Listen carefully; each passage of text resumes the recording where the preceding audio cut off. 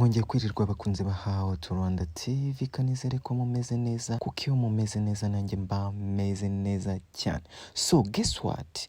Uyu munsi nje kuvuga kuki? Uyu munsi nje kubakorera video isa nkaho ariyo ya nyuma ku mushinga witwa Gmail Farmer.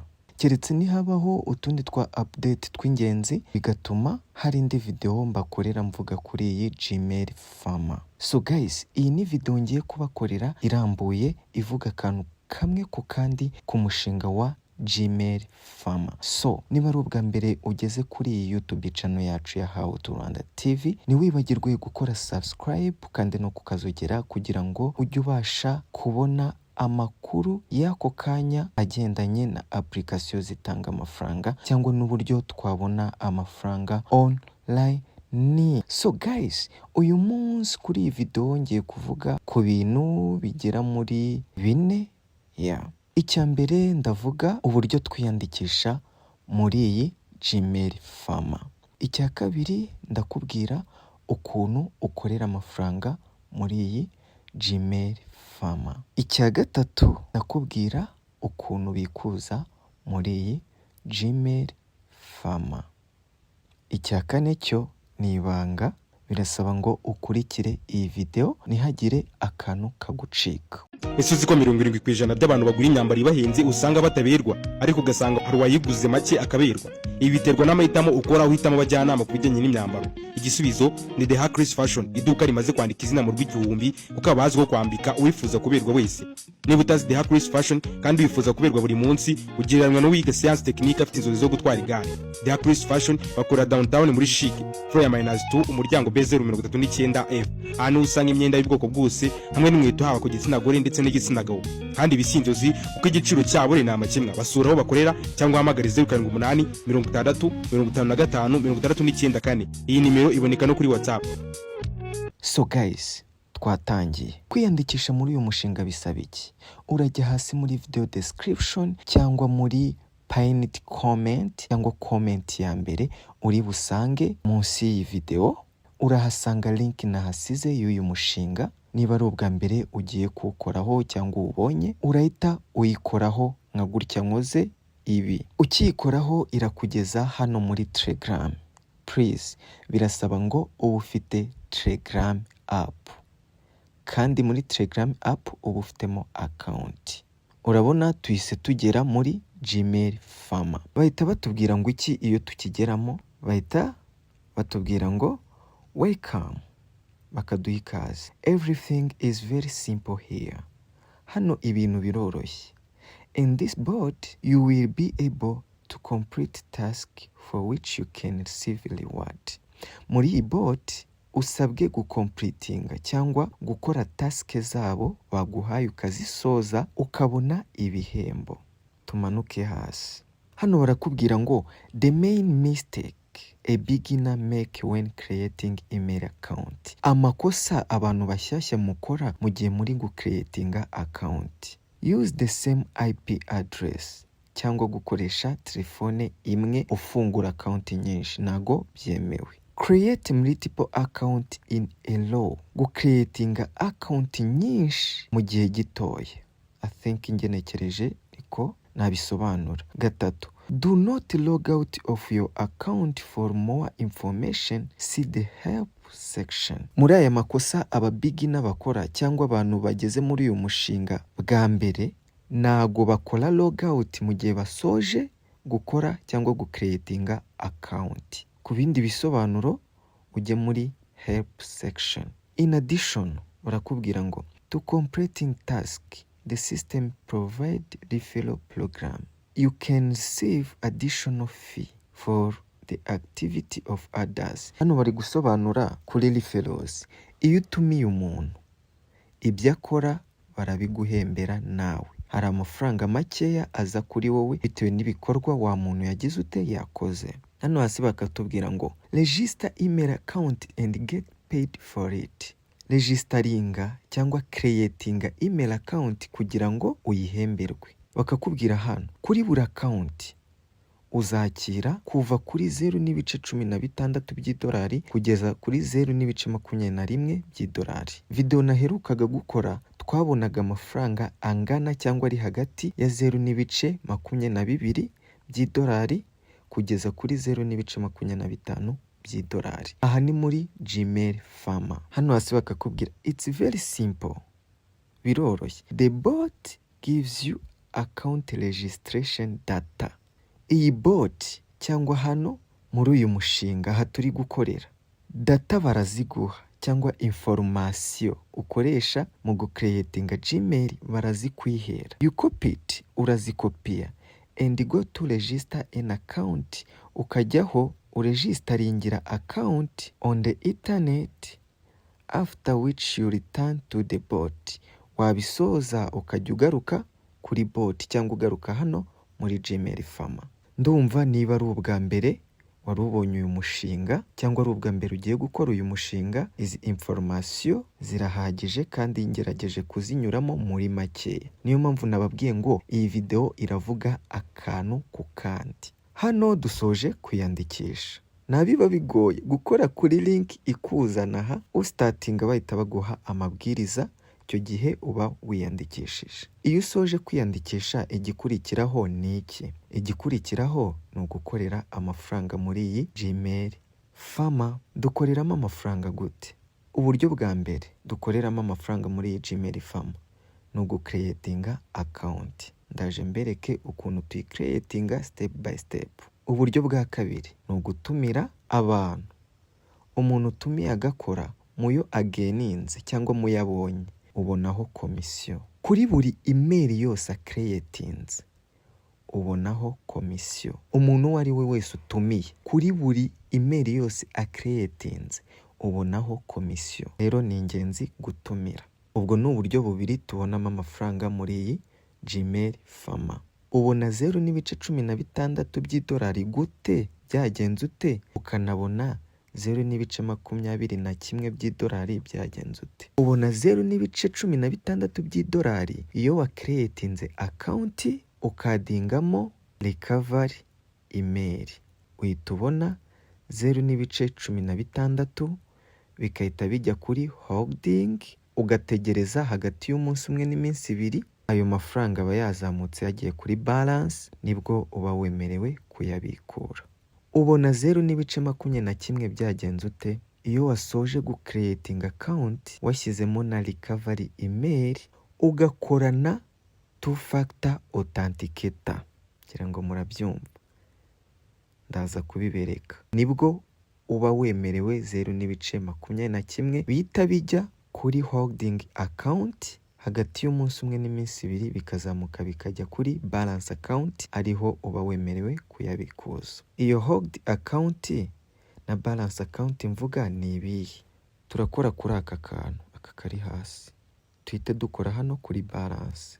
Iyo ukoze kuri balance urabona barakwereka hold bakakwereka na balance. Iyo ugicreatinga account amafaranga za hano hasi kuri hold, hashira umunsi umwe cyangwa ibiri yazamuka akajya hano kuri balance. Urabona ko amafaranga yanjye ari kuri balance, ubu nemerewe kuyabikura. Ntabwo uzabikura amafaranga yawe akiri kuri hold. Dukore back.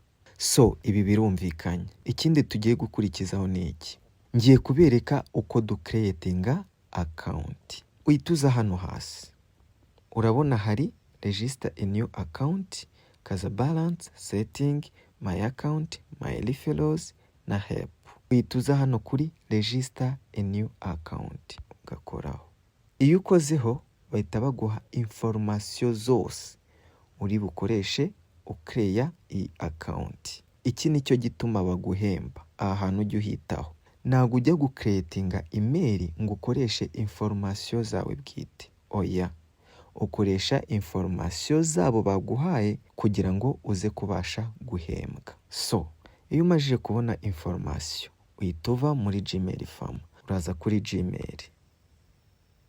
Wowe ufite Android ushobora no guca muri setting ugascrollinga ukamanuka hasi ukajya kuri Google, akaba ari huca ucreatinga email.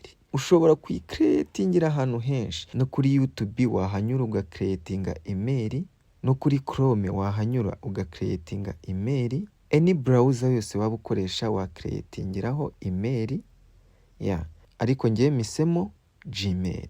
Iyo ugeze muri Gmail ukora hano hejuru ku gafoto kawe, iyo umajije gukoraho uhita uza hano kuri manage account on this device,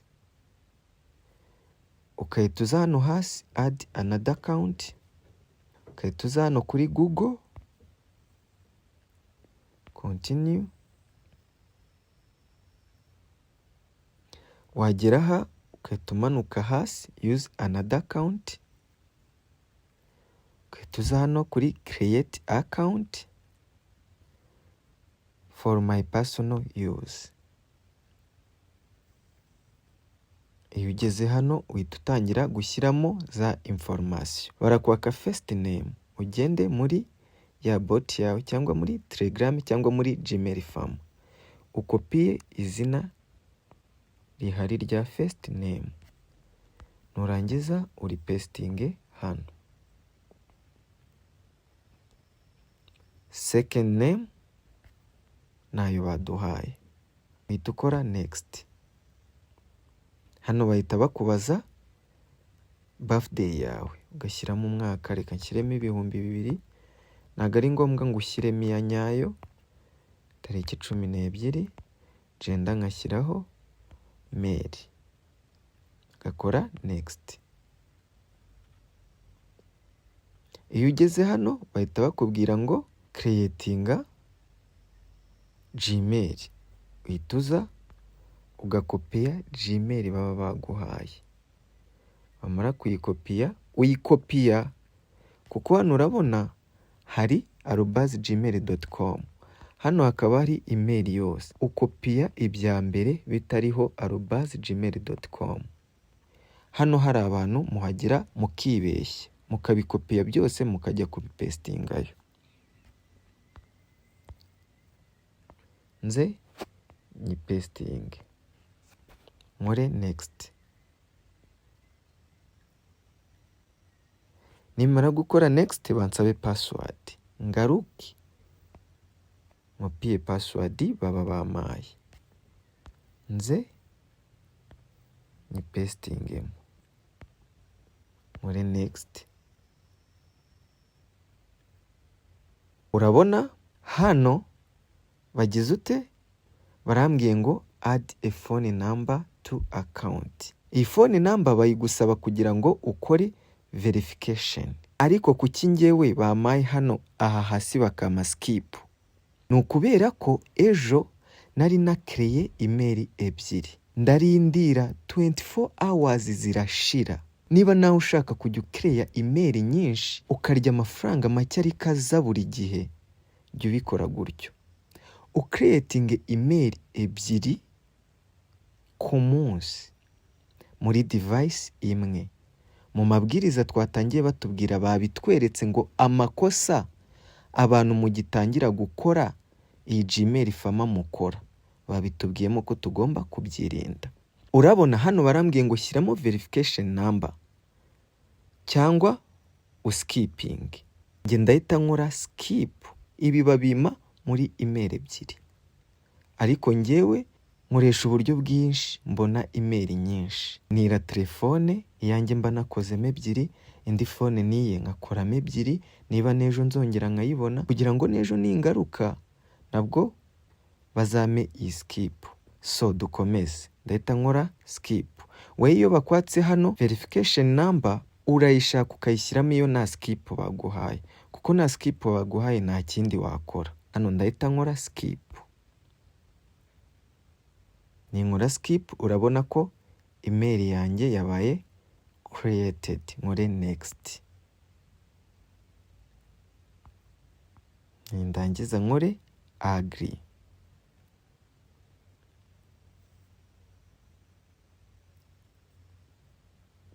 Tayari email yanjye yabaye created, ngiyi Brit, nkore done. Urabona ninjiye muri ya email majije gucreya. Iyo usoje ibi uhita usubira muri Telegram bot cyangwa muri Gmail farm, ukahita uza ugakora hano kuri done, kusoje gucreatinga email. Urabona nakoze done, ndahita nkora hano kuri complete, bambwire ngo click again to confirm. Nimara gukora hariya nkoze barahita bampa recovery email, nayo nyikopiye. Iyo nyikopiya yose, nindangiza kuyikopiya nze nsubire hahandi na creatingiye ya email yanjye, nkoreho hano hejuru ku gafoto, mpite nkora hano kuri manage your Google account hano hejuru, uhita umanuka hasi ukaza kuri security and sign in ugakoraho. Iyo ukozeho umanuka hasi ahanditse ngo recovery email ugakoraho ugategereza. Iyo umajije gukoraho bakwaka ya password wakoresheje winjiramo, ukayikopiya ukagaruka ukongera ukayipestingamo kugira ngo baguhe inzira yo gutambuka. Wamara kuyipestingamo ugakora done, ugahita ukora next. Tayari twinjiyemo, tugiye kwadinga recovery email, ugahita ukora hano kuri add recovery email, ugahita ugenda ugakopiya ya recovery email ukayikopiya yose, warangiza ukagaruka hahandi ugiye kuyadinga ukayipestingamo, ugahita ukora save. Iyo ukoze save bakwaka verification code, ugahita ukora hano ni cancel.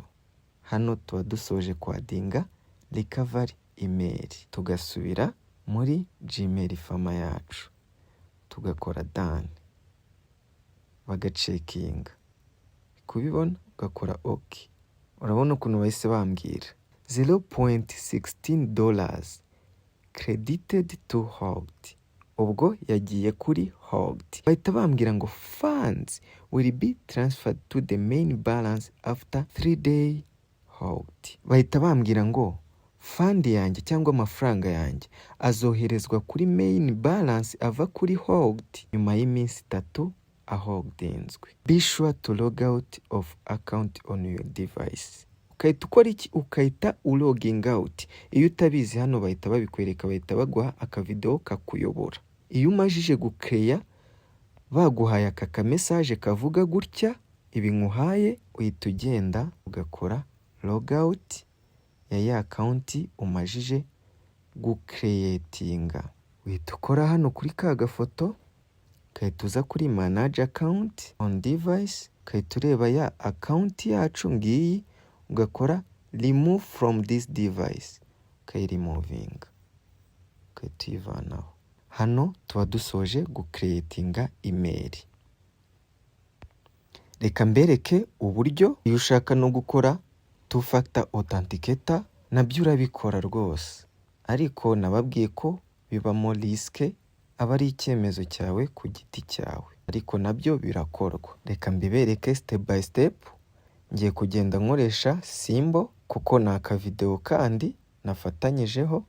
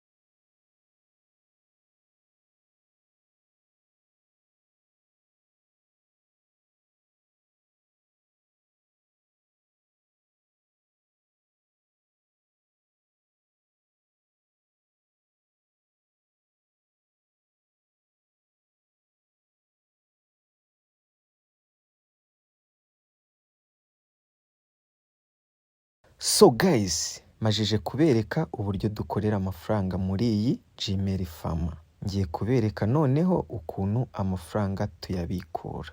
Iyo ni pati ya gatatu. Mwibuke ko nababwiye ko ndi bubabwire pati zigera muri enye cyangwa ibintu bigera muri 4. Kwiyandikisha, uburyo dukoreramo amafaranga, uburyo tubikuza, pati ya 4 ni ibanga. So, tugiye kubikuza amafaranga twakoreye muri iyi Gmail Farmer. Turabanza tumenye ngo dufite angahe tugiye kubikuza. Uraza hano hasi kuri twa tudomo ukoreho, tuzukore hano kuri balance. Urabona ko balance yanjye mfiteho $2.94 ya ari hogged ni 0.16 tumajije gukorera. So tugiye kubikura aya ari kuri balance. Tuyabikura gute? Turahita dukora hano kuri payout. Tugendane.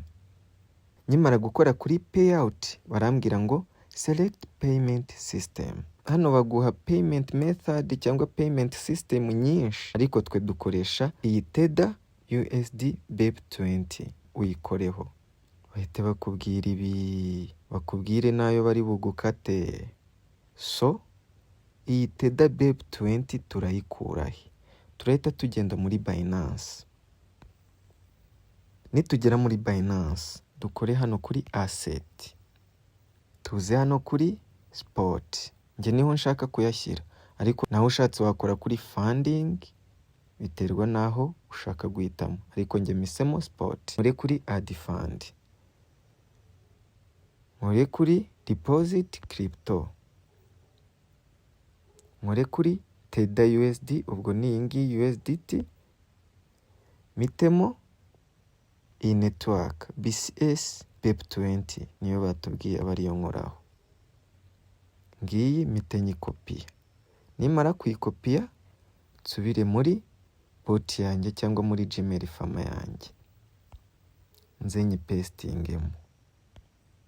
Nimara kuyipestingamo nohereze, bambwire ngo the payout request has been successfully created and will be proceed within an hour. Amafaranga yanjye ndayabona mu isaha. Kubikura turabisoje. Iyo ni pati ya gatatu. So pati ya 4 nari nababwiye ngo ni ibanga. Ni ikibazo ngiye kubabaza. Ese uzi ko 70% by'abantu bagura imyambaro ibahenze usanga bataberwa, ariko ugasanga hari uwayiguze make akaberwa? Ibi biterwa n'amahitamo ukora uhitamo abajyanama ku bijyanye n'imyambaro. Igisubizo ni The Hackers Fashion, iduka rimaze kwandika izina mu rw'igihumbi kuko abazi ko kwambika uwifuza kuberwa wese. Niba utazi The Hackers Fashion kandi wifuza kuberwa buri munsi, ugereranywa n'uwiga science technique afite inzozi zo gutwara igare. The Hackers Fashion bakora downtown muri Chic, floor ya -2, umuryango B039F. Hano usanga imyenda y'ubwoko bwose hamwe n'inkweto haba ku gitsina gore ndetse n'igitsina gabo. Kandi ibisinzozi uko igiciro cyabo ni amakemwa. Basura aho bakorera cyangwa hamagara 078 60 55 69. Iyi nimero iboneka no kuri WhatsApp. Umuntu uzagitsinda urandika hasi muri comment igisubizo cyacyo. Umuntu uzagitsinda mwemereye $1 kuri Binance ye. Nicyo gihembo mwemereye. Icyo kibazo kivuga gute?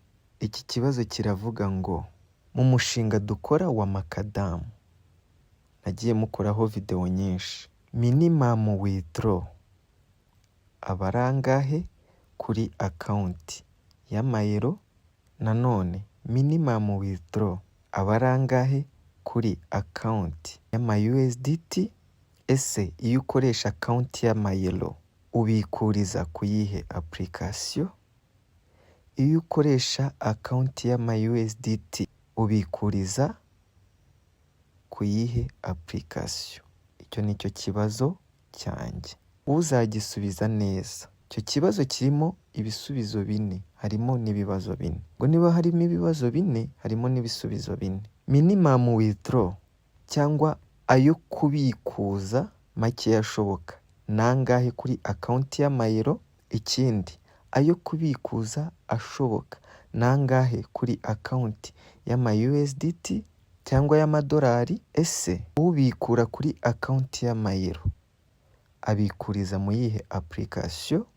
Ubikura kuri account y'amadolari abikuriza kuyihe application? So ikibazo cyanjye ni icyo, uzagitsinda azahabwa $1 kuri Binance. Ubwo urasabwa kuba ufite Binance, amahirwe masa. So guys, murabona ko ya mafaranga twabikuje yatugezeho. Payout was made in the amount of 2.94. Aya niyo twabikuje, murabyibuka, dukoresheje iyi address. Ego, murabona ko hano ariho. Ngaya baratubwiye ngo payout yakozwe. So tugende turebe muri Binance, turebe ngo ni ibiki. Ese yaje? Tugende dufungure Binance. Nitugera hano, uhita uza hano hejuru muri utu tumessage ukoreho. So uhita uza hano kuri transaction ukoreho. Urabona tayari USD deposit successfully. Ngibi amafaranga yahageze saa 7:03 n'amasegonda 11 z'ijoro.